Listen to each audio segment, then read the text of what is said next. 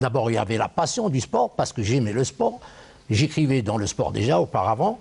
Et petit à petit, en remontant la carrière, j'ai pu d'abord être journaliste polyvalent. J'ai présenté les flashs de nuit, j'ai fait des reportages pour les éditions de l'information pendant des années.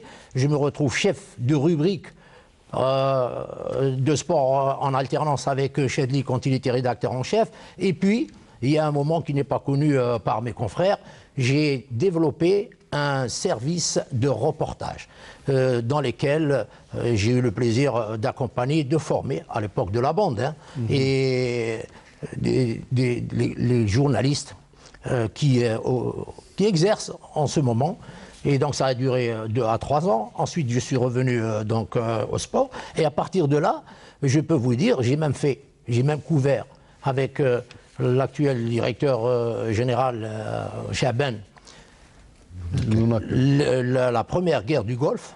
Et dans le monde arabe, il n'y avait que l'Algérie qui était présente à Barded lors de la première guerre du Golfe avec Saddam Hussein en 1991. Il y avait Ammar Chouef pour la télévision qui était parti le premier, et moi, et Chaban Lounakil les avons. C'est pour vous dire que j'étais bien polyvalent, j'étais une fois reporter de guerre, et donc ça m'a donc donné encore plus une dimension dans l'exercice de la fonction de journaliste radio.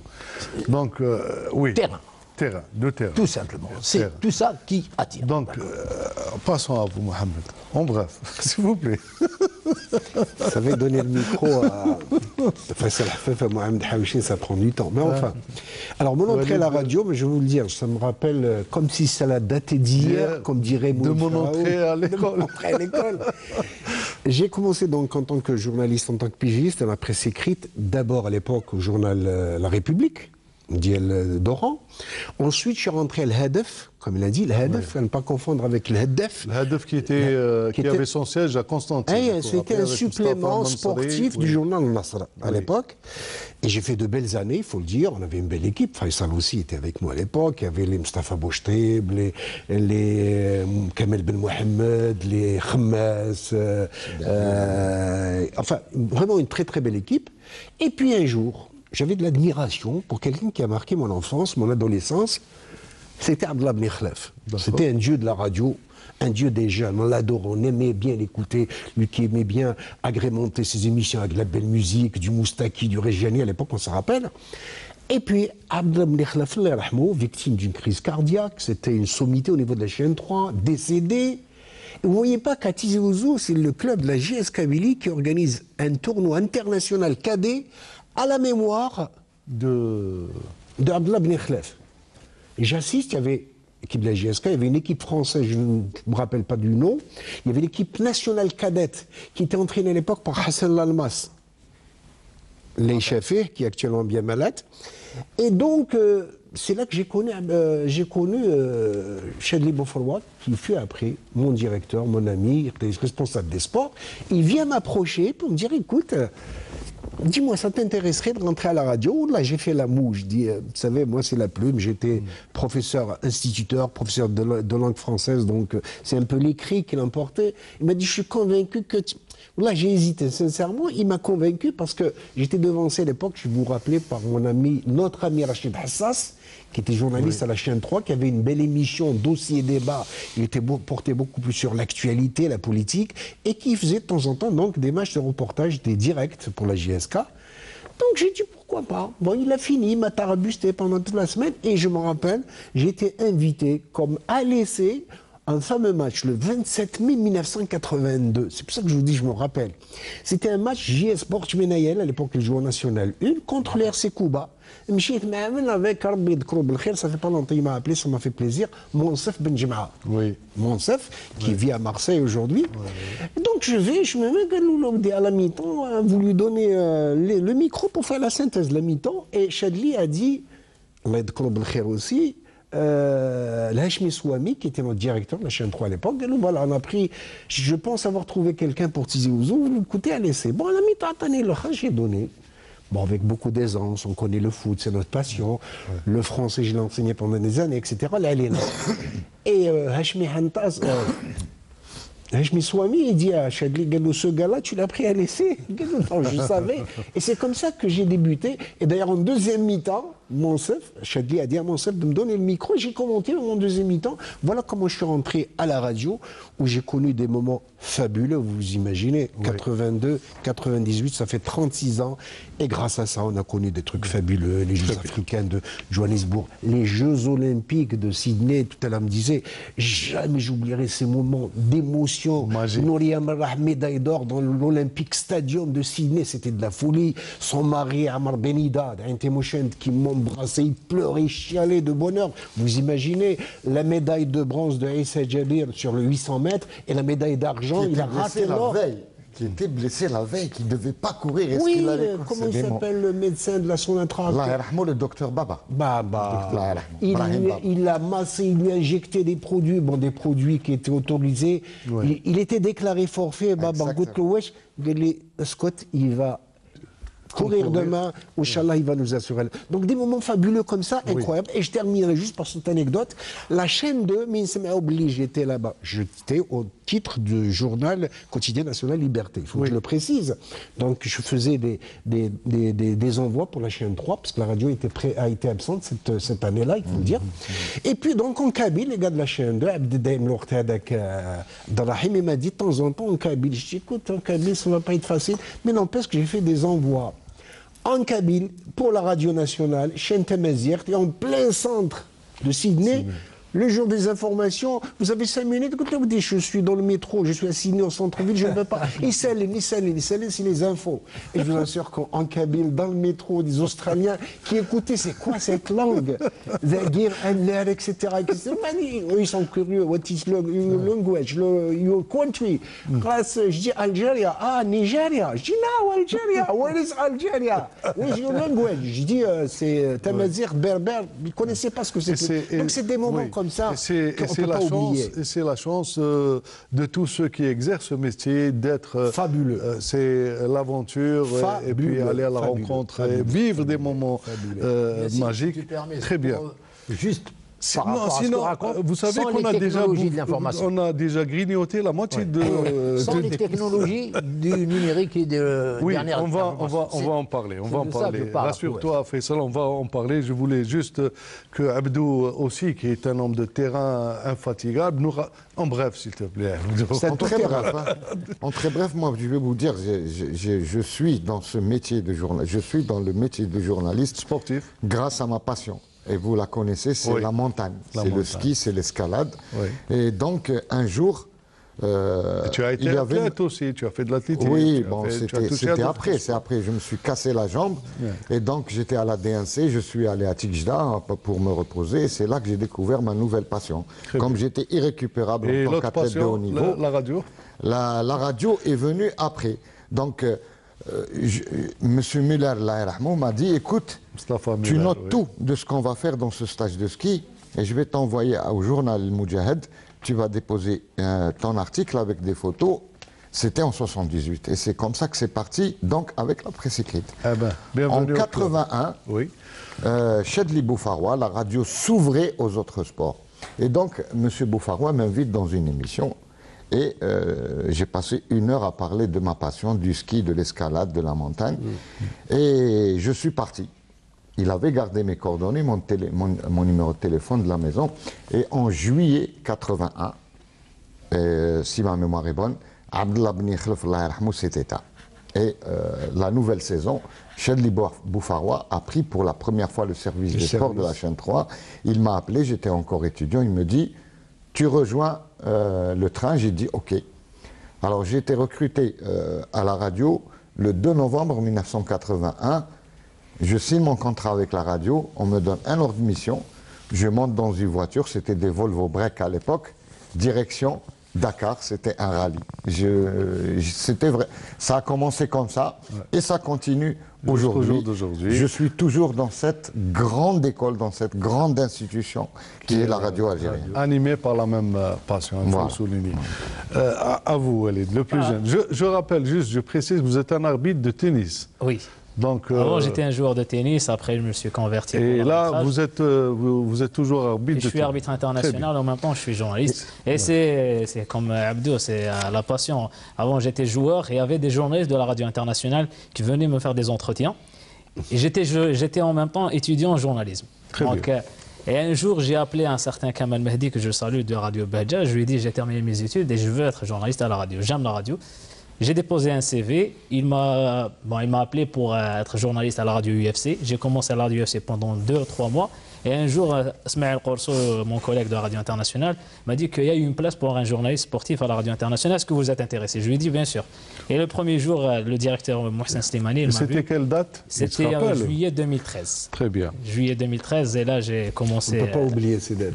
Bien sûr. Qui dit tennis dit Omar Aitoumzian. Omar Aitoumzian, quand j'étais joueur, c'était le responsable. C'était le responsable. Il faisait un travail de. C'était un responsable de l'attaché de camp de la fédération. Oui, qu'on salue à l'occasion. Voilà, donc on a fait le tour de la question concernant chacun de vous. Aujourd'hui, le sport et la radio, c'est une alliance, mais chez nous, il y a une tradition, vous l'avez dit en passant comme ça. Moi, je me suis rapproché des responsables actuels des rubriques sportives des 3 chaînes, chaîne 1, chaîne 2, chaîne 3, pour savoir quelle est la place que tient le sport dans la grille générale des programmes de la radio. On les écoute. Un volume horaire qui avoisine les 12 heures par semaine. Ça se décline en 8 émissions hebdomadaires. Nous avons bien sûr le multiplex les week-ends, vendredi, samedi, la retransmission des matchs de Ligue 1 et Ligue 2, en plus des autres activités sportives, bien sûr les sports co ou d'autres sports mineurs. Étant radio nationale, donc nous sommes tenus par un service public, donc nous essayons d'assurer bien sûr la couverture de toutes les disciplines sportives, pas uniquement le football. Donc voilà, nous avons en plus des 8 émissions que nous diffusons tout au long de la semaine. Nous avons un rendez-vous matinal chaque jour pendant toute la semaine de 10 minutes. C'est un journal des sports matinal. C'est un journal où nous nous intéressons à toutes les activités sportives, aussi bien nationales qu'internationales.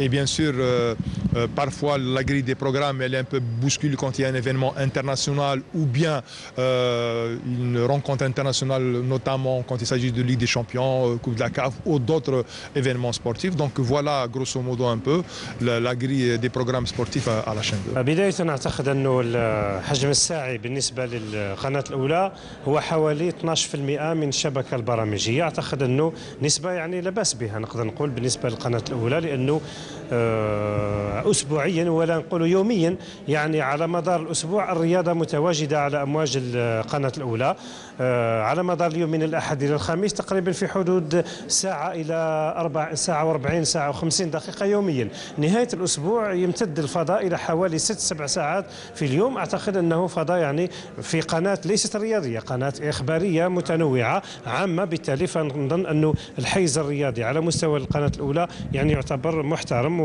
Ça se résume en quoi? Ça se résume pratiquement à 22 heures de sport par semaine sur les ondes de la chaîne 3 avec des blocs de 6 heures les week-ends. Et vous avez les émissions également spécialisées telles que Football Magazine, qui, je le dis et je le précise au passage, est la plus vieille émission sous cette appellation du paysage audiovisuel, qui a plus, qui a plus de 35 ans. Donc c'est la plus vieille, elle est restée sous cette appellation. Bien évidemment, elle a évolué avec le temps. Les multiplex, c'est vrai que le football, et vous le savez aussi bien que moi, est hégémonique. Il occupe une place importante, mais il n'y a pas que le foot. Il y a toutes les autres disciplines, et c'est le rôle du service public de donner une place aux autres disciplines. Je parle du volley, de l'athlétisme, de tout ce qui peut être fait. Soit en termes de retransmission à travers dans le multiplex consacré au football, soit également à travers des émissions qui sont consacrées exclusivement à cette discipline. Pour preuve, sur les ondes de la chaîne 3, si vous êtes un fidèle auditeur, vous avez eu l'occasion de suivre un multiplex dédié exclusivement au basketball, dédié exclusivement au handball. Pour le volleyball, c'est un peu plus compliqué de faire du direct. Vous savez, c'est de la radio, il n'y a pas le support image. Mais par exemple, le suivi d'un meeting d'athlétisme se fait, judo, ça se fait, toutes les autres disciplines, la natation, je peux vous citer cette semaine par exemple, il y aura un direct de badminton dans le multiplex et durant toute la semaine parce que c'est à titre d'info. Donc vous avez des pointes dans les différents rendez-vous d'information, plus dans les multiplex, pour la natation et le badminton. Et donc, on vient d'écouter Kamal Temmam, Abdelghani Laïeb, Maamar Djiboul, qu'on salue. Et à l'occasion, il nous donne l'occasion plutôt de saluer tous nos collègues de la radio. Je viens directement vers toi, Walid. Quelles sont les émissions que vous diffusez à la chaîne, la radio chaîne internationale? Est-ce que vous vous intéressez uniquement aux informations internationales ou vous couvrez aussi, vous avez des émissions dédiées au sport national? Bien sûr, on s'intéresse à l'actualité sportive en Algérie. Bien sûr, la radio internationale s'intéresse beaucoup plus à l'international, mais en même temps aux événements sportifs ici en Algérie, pour le championnat Ligue 1 par exemple, ou d'autres disciplines, et même actuellement avec le championnat d'Afrique de badminton, qu'il s'agit d'un tournoi international. Vous savez, la radio internationale qui a débuté en 2007, donc c'est vraiment une radio très jeune qui commence vraiment à s'améliorer. Maintenant, qui diffuse 24 heures sur 24. On a des émissions en arabe et on a des émissions en français. Et bien sûr, il y a des flashs d'informations sportives pour l'espagnol et pour l'anglais, vu que la chaîne diffuse pour les 4 langues, français, espagnol et anglais. Et on s'intéresse beaucoup plus à toutes les disciplines, pas seulement au football. C'est le même cas pour les autres chaînes, mais vu que c'est une chaîne d'information, donc on a des flashs d'informations chaque une demi-heure pour les 4 langues. Et donc, c'est beaucoup plus une chaîne qui est adressée à l'étranger, à nos compatriotes à l'étranger, ou bien c'est une chaîne qui a pour objectif de véhiculer une image, disons, sereine de l'Algérie? C'est une chaîne qui est diffusée maintenant pour les 48 wilayas, il y a des fréquences partout, et en même temps, elle est diffusée sur le web pour les immigrés ou pour les étrangers, pour donner bien sûr de l'information et promouvoir le sport algérien à l'étranger. C'est ça l'objectif principal pour la radio internationale. Très bien. Donc, je rappelle que le thème, c'est choisi par l'UNESCO, hein, c'est la radio et le sport. Et en Algérie, on a choisi un autre thème, enfin toujours en rapport avec la radio et le sport, bien entendu, mais on a choisi le sport scolaire et la radio. Le sport scolaire et la radio. Donc, il y a eu des panels, il y a eu des émissions dédiées à ce thème. Vous avez été présents à Oran, Abdou et Faisal. Vous avez participé justement à animer les plateaux, etc. Parlez-nous un petit peu de ce qui ressort hein, par rapport au thème choisi. Est-ce que réellement on peut parler d'un sport scolaire, le médiatiser à travers la radio et les autres moyens de communication? Les fondements de l'UNESCO en décrétant le thème, c'est-à-dire le World Radio Day Sport et Radio Sport, c'était évidemment un thème général. Et c'est effectivement, je suis totalement d'accord avec le déploiement de ce thème, surtout quand il s'agit de sujets comme le sport scolaire, que nous avons pratiquement abandonné. Totalement. D'abord sur le terrain, les fédérations sont 18 pour remettre en élan le sport scolaire et le sport des collectivités locales. Je répète que c'est à travers le sport qui a été organisé par les collectivités locales, tu t'en rappelles très bien, Mohaouchine, qu'on a vu sur le plan de l'athlétisme l'éclosion de futurs champions olympiques. C'est pas la peine de dire de qui il s'agit. Et puis, tout a disparu. Et donc, je suis agréablement surpris que l'on décline aujourd'hui ce thème, la radio et le sport, en la radio, l'impact que nous devons donner tous pour régénérer des disciplines comme le sport scolaire, le sport par les collectivités locales. Et c'est toute la philosophie de cette journée qui s'appelle World Radio Day, avec notamment la diversité. Remettre à flot la diversité du sport et de ce qu'il implique, c'est-à-dire les échanges, rappeler aux médias quant à leur devoir du service public. Bon, je ne vais pas dire que... Voilà. Mais avant de continuer, avant de passer la parole aux autres invités, je vous invite à écouter justement la place du sport scolaire dans les programmes dont ont parlé les rédacteurs en chef des 3 chaînes de la radio. الرياضة المدرسية بكل صراحة يعني نقول أنها هي مناسباتية عندما يكون هناك نشاط ونتحصل على فاكسات مثلا تتعلق بنشاط رياضي مدرسي نغطيه مثل باقي النشاطات، لكن أني نقول لك مثلا أننا فاتحين فضاء خاص بالرياضة المدرسية للأسف هذا يعني غير موجود، نتمنى يكون ربما مستقبلا. Ça c'est une bonne question que vous posez. Le sport scolaire, on peut en parler sur des événements, mais il ne peut pas avoir une place tout à fait particulière, que ce soit à la télévision, que ce soit à la radio. C'est plus l'élite. Le sport scolaire, on peut en parler à travers une émission, on peut en parler à travers un reportage d'un athlète. Mais si vous me posez la question du sport scolaire chez nous, je vous dirais c'est quasi inexistant, contrairement au passé. Vous allez me dire sur quoi je me base. C'est très simple. Je prends une wilaya, la wilaya d'Alger. Je connais bien, assez bien.